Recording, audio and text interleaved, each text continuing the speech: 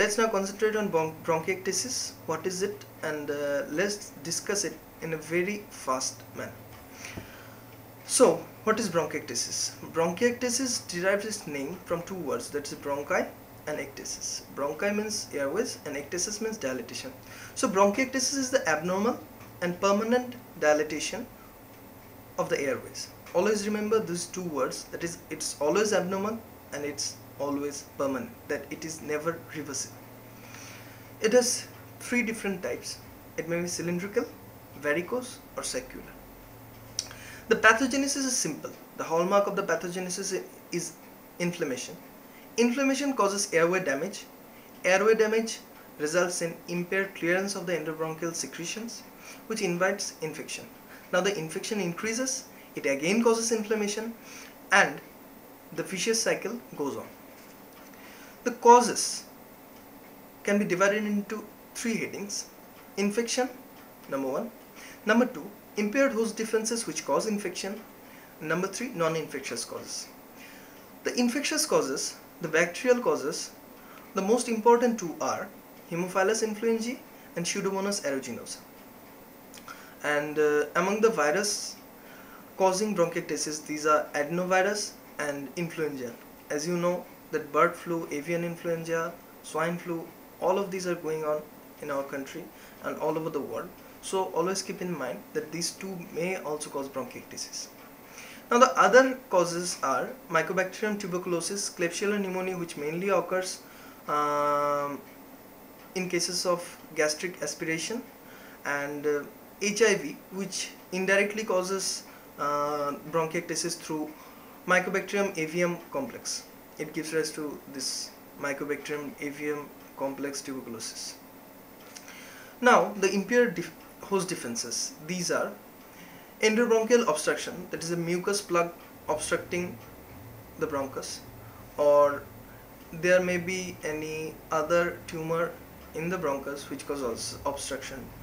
And always remember that if there is endobronchial obstruction, along with bronchiectasis, the patient may also have atelectasis because the air in the alveoli can get absorbed. The second one is the immunoglobulin deficiency. Any hypogammaglobulinemia can cause this. The fourth one is primary ciliary dyskinesia.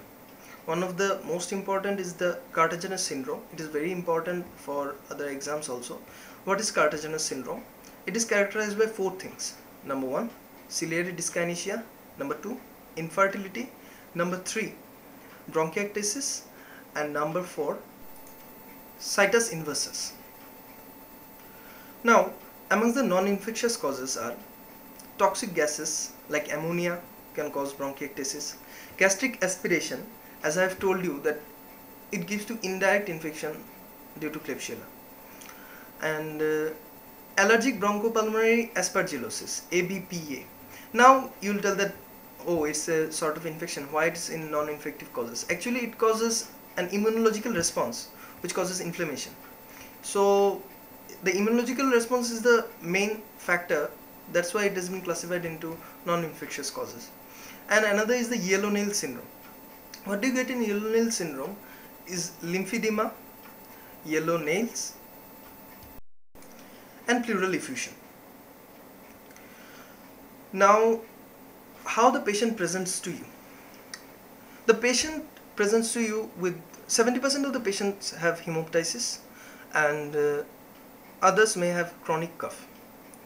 Now, a patient coming with chronic cough and hemoptysis, the first thing in the subcontinent you will think of Mycobacterium tuberculosis. Along this, you must think of bronchiectasis.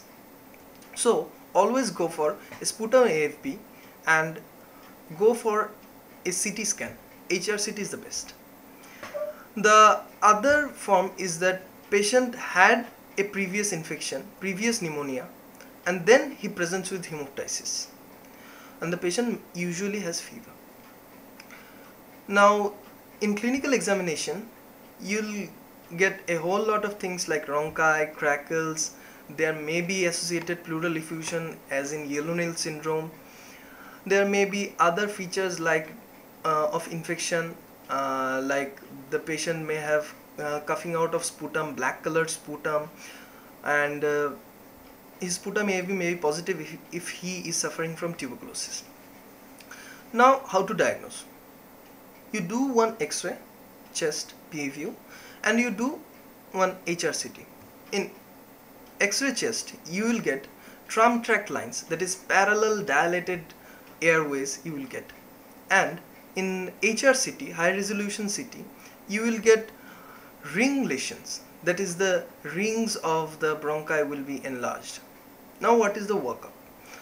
A patient comes to you with these symptoms, you first think of Mycobacterium tuberculosis or tuberculosis, pulmonary tuberculosis.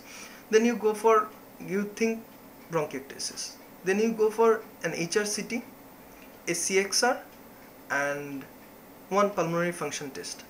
If HRCT is normal, think of other things, that is tuberculosis. A tuberculosis can have a focal lesion in the right upper lobe, and there may be also focal bronchiectasis which may cause the bleeding. Now what is the mode of the treatment? The treatment consists of clearing the infection, clearing the endobronchial secretions, control of inflammation, and identification of any underlying problems. Now the control of infection, you can give amoxicillin, amoxiclav, or you can go for any quinolones. Now if the problem increases after the patient has been admitted, suspect that the patient is suffering from Pseudomonas, and if the bacteriology shows that you have Pseudomonas infection, always go for ceftazidime, because it is now the most sensitive antibiotic regarding the Pseudomonas.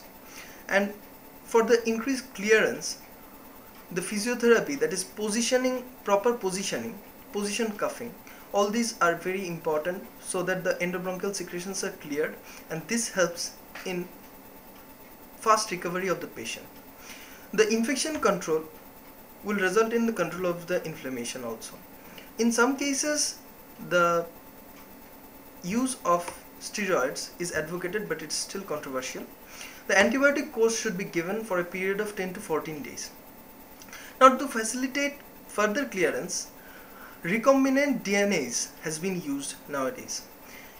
Another use of this thing is in case of atelectasis, where there is a mucus plug blocking one airway, causing the atelectasis.